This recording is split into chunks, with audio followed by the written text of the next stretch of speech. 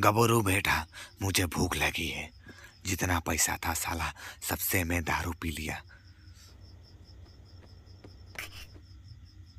बेटी चुदो, अब मैं क्या करूं?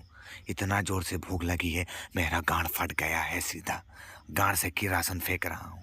अब हम दोनों मिल के साला मॉन्स्टर का गांड मार देंगे। क्या बोलता है गबरू? साथ देगा कि नहीं, बोल।